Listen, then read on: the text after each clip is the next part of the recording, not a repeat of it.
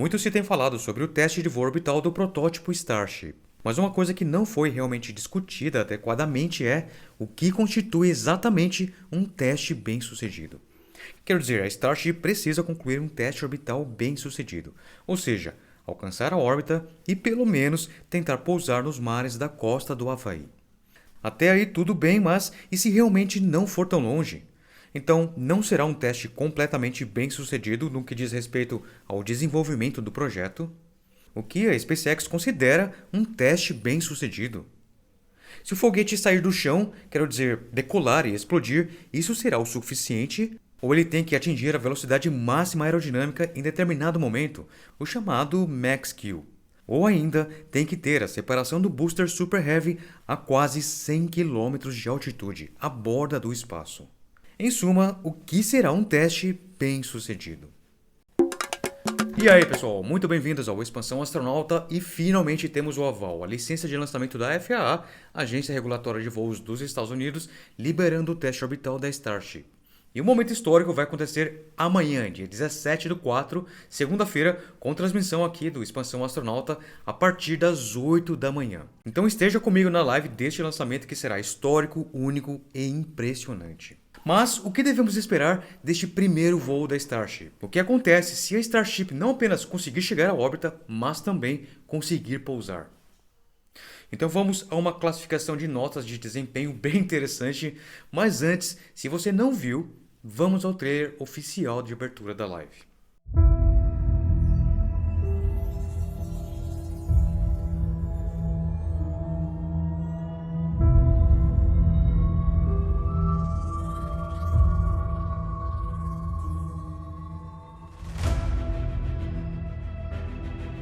A história do projeto Starship é uma história de paixão, emoção e vibração.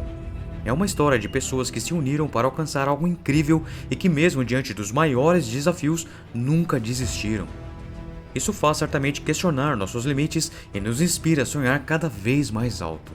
Quebrar barreiras, paradigmas, ultrapassar limites. A história do projeto Starship é repleta de superação de desafios e busca por um sonho que parece inalcançável, que marcará um ponto de virada na história humana da exploração do espaço. Elon Musk e a SpaceX sabem que o que estão construindo é algo que mudará o curso da história para sempre. Algo que inspirará a humanidade a olhar para o espaço com novos olhos e a questionar mais uma vez tudo que já foi considerado impossível.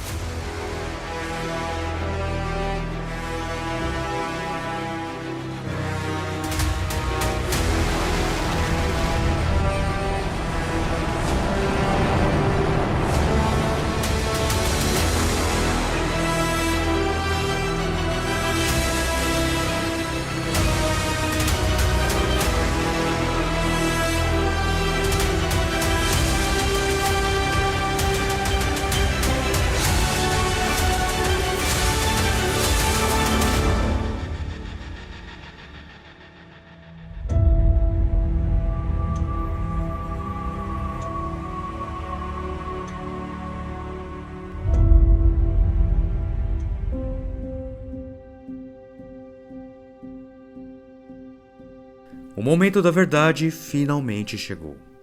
Foram mais de 1 ano e meio de espera e ansiedade. Agora chegamos ao ponto crucial. Mas sendo este o caso, o que a SpaceX está realmente esperando aqui? Bem, é muito claro, dadas as atualizações recentes que eles fizeram em seu site. A SpaceX está se preparando para o que eles chamam de um cenário ideal. Mas, assumindo que as coisas ocorram tão bem assim, é interessante ver que a linha do tempo do teste orbital, com o cenário ideal imaginado, não inclui realmente o pouso da Starship. Em vez disso, há uma linha do tempo para o que vai acontecer até o ponto em que o orbitador, ou seja, a nave Starship, liga seus 6 motores e se separa do propulsor e segue em direção à órbita. Não há linha do tempo para nada que seja depois disso. Pelo menos, não no site da SpaceX. Então, o que isto significa? O que a SpaceX está realmente antecipando aqui? Agora, eles têm um diagrama descrevendo como será todo o teste, então vamos usar esse diagrama como base de notas. Bem, vamos a um cenário classificatório. Eu tenho um sistema de classificação que vou apresentar aqui, e este é baseado no fator científico da minha opinião. Ou seja, de como esse teste de voo pode ocorrer, dependendo, é claro, do que acontece no dia do teste orbital. Então, o que acontece se o conjunto Starship Booster explodir na plataforma? Ou seja, não consegue subir nem 1 centímetro e simplesmente explodir. Bem, na minha opinião, de acordo com a classificação, isso seria um D- do meu ponto de vista. Claro que poderá ser catastrófico e um tremendo retrocesso.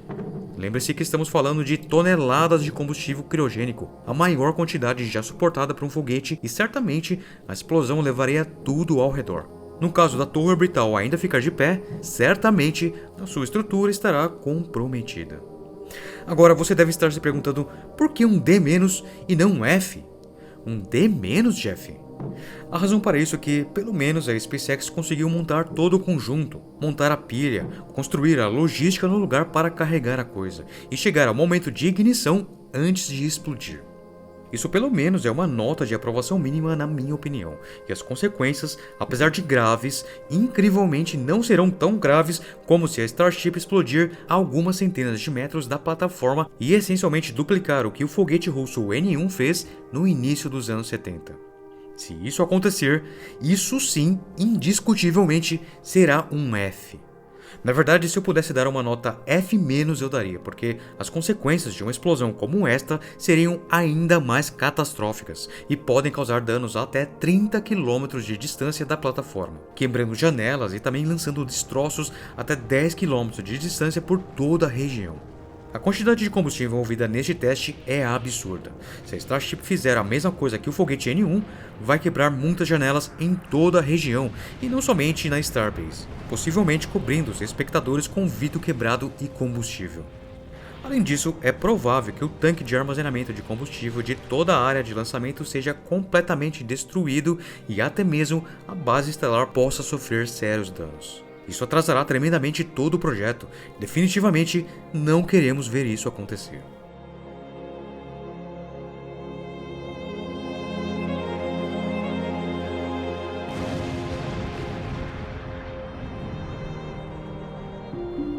Então, e se a Starship conseguir chegar a alguns quilômetros de distância da plataforma?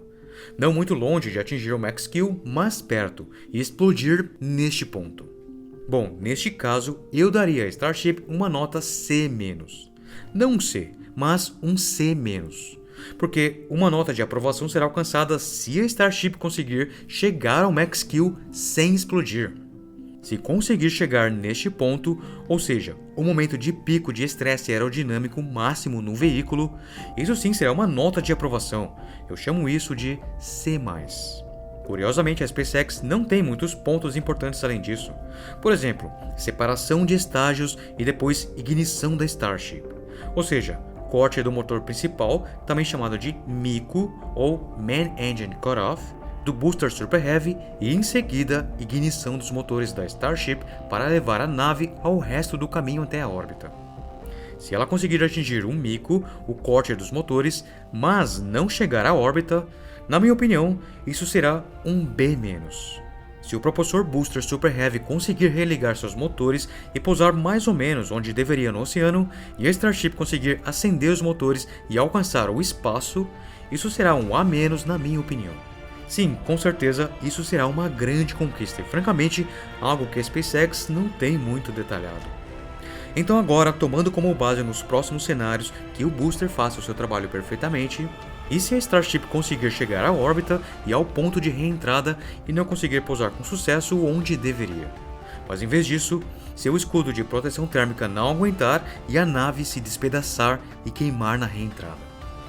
Bom, eu considero isso um A, nota máxima. E se a Starship de alguma forma conseguir pousar com sucesso onde deveria, na costa do Havaí, e sobreviver ao pouso, bom, isso sim seria um A+, um tremendo sucesso muito além do esperado e do necessário para este teste. Se eu pudesse dar uma nota ainda maior, este cenário seria o caso. Eles alcançariam um feito que nem os deuses dos foguetes conseguiriam num primeiro teste. Eu realmente não acredito que a SpaceX vá conseguir, mas se eles conseguirem, isso mudará tudo imediatamente no futuro dos voos espaciais privados. Alguns de vocês podem achar que eu estou sendo um pouco duro demais com a SpaceX neste teste, e as notas deveriam ser outras. Se a Starship conseguir atingir o Max Q, será uma conquista incrível e merecerá uma nota melhor do que um C+, ou qualquer coisa assim que eu tenha dado. Mas aqui está o meu ponto. A Starship não será um veículo viável para nos levar ao longo do sistema solar e especialmente para a Lua até que alcance 100% de reutilização. A Starship terá que pousar em todos os seus voos repetidamente, antes de estar em uma posição ideal para levar astronautas à Lua, após ter sido reabastecida na órbita abaixo da Terra pelo menos por 8 viagens da Starship Tanker. Agora é claro que a Starship não precisa levar astronautas da Terra diretamente para a Lua para a missão Artemis 3. Mas ainda assim, uma vez na órbita lunar, a nave precisa de forma confiável levar astronautas a bordo até o solo da Lua, e ela não pode fazer isso se estivermos destruindo Starships regularmente. Esses Starship Tankers, que abastecem a nave em órbita, terão que sobreviver, ser reutilizados e ser capazes de reabastecer a Starship de forma bastante rápida. Ou seja, 8 lançamentos e reutilizações bem-sucedidas da Starship para reabastecer completamente a nave lunar ou pelo menos carregar um depósito de combustível em órbita, se pretendemos usá-la para chegar à Lua. E de alguma forma, tudo isso terá que ser alcançado até 2026. E veja bem, eu não estou falando mais de 2025 para a missão Artemis 3. Todo mundo sabe que isso não vai acontecer. Mas, nos próximos 3 anos, a Starship terá que alcançar esse tipo de confiabilidade e grau de reutilização. O que significa que este teste inicial, que esperamos que seja bem sucedido, é extremamente importante. Estamos falando sobre a Starship alcançar pelo menos uma órbita quase completa e tentar pousar em algum lugar próximo à costa do Havaí. Estabeleci um padrão alto porque essa é a única maneira da Starship se tornar uma concorrente viável e um método viável para chegarmos à Lua, Marte e outros destinos. Apenas chegar ao espaço não é suficiente. Desperdiçar naves espaciais descartáveis não é suficiente. Pode ser suficiente para implantar um grande número de satélites Starlink, porque a SpaceX tem a oportunidade de ganhar muito dinheiro com esse tipo de missão e provavelmente pode se dar ao luxo de jogar fora uma nave espacial descartável para alcançar esse objetivo. Mas se estamos falando de chegar a qualquer lugar além da órbita baixa da Terra, se estamos falando em usar Starships exatamente da maneira como Elon Musk pretende, bem, isso significa que a Starship terá que atingir um padrão extremamente alto e atingi-lo muito rapidamente.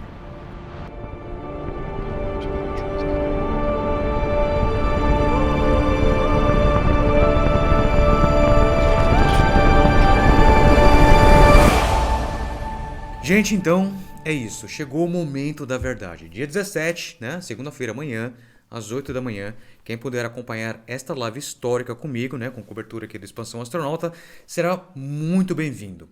Em relação ao teste, eu estou otimista, tá? Eu estou otimista. Pelo menos aí eu dou um C+, né? Acredito que eles alcançam aí um C+. A SpaceX tem muita experiência e apesar da Starship ainda ser um cavalo selvagem, eles se prepararam muito para este momento. Mas em todo caso, o que você acha? Com base nessa escala de notas, qual seria a sua estimativa? E também se você concorda, né, com essa escala aí. E continue conosco. Se você quer ver o desenrolar dessa história, neste vídeo eu falo sobre os planos reais da NASA e SpaceX para a construção de uma futura base lunar usando a nave Starship. E este outro, temos o grande anúncio da NASA sobre o motor térmico nuclear. Finalmente ele está chegando e assim como a Starship vai revolucionar a exploração espacial. Então é isso, um grande abraço e até amanhã.